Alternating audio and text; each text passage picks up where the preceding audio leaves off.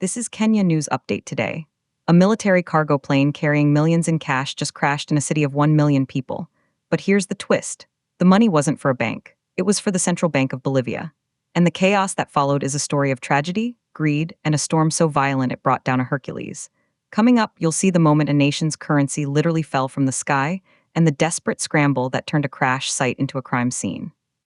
Meet the witnesses on the ground in Alto, a city perched 13,000 feet above sea level, where the air is thin and the weather is notoriously treacherous.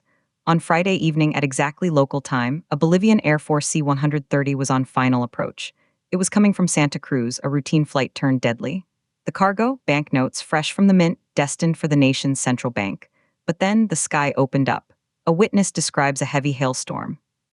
Lightning flashing across the runway. The plane skidded. It veered off the tarmac, and it didn't just crash, it plowed into vehicles on a nearby road. A woman's car was struck by the wreckage. The impact was instant and catastrophic. The Defense Ministry confirmed their plane was involved, but here's what nobody's talking about. They didn't say how many souls were on board. They gave no casualty numbers. That silence was broken by firefighters on the scene, who reported at least 11 people killed.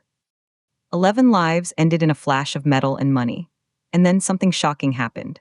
As the wreckage smoldered, as first responders tried to save lives, a new threat emerged, not from the fire, but from the crowd. Police had to fire tear gas. Why? To disperse people allegedly trying to loot the scattered banknotes. Imagine that scene. Bodies in the wreckage, millions in Bolivianos blowing in the wind, and people scrambling through tear gas to grab cash. This isn't just a plane crash.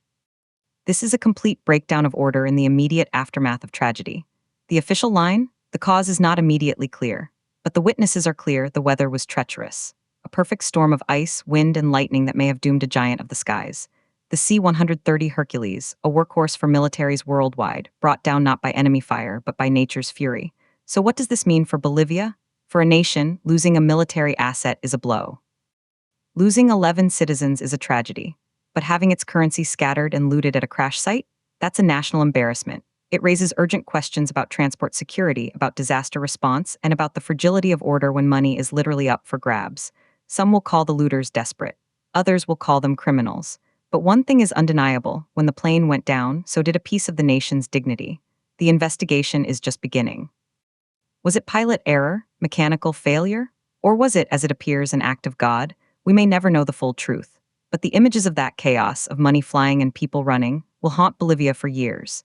Do you think the response was a failure of security or an understandable human reaction to chaos? Drop your take in the comments. And subscribe to Kenya News Update today for more breaking global news that hits close to home.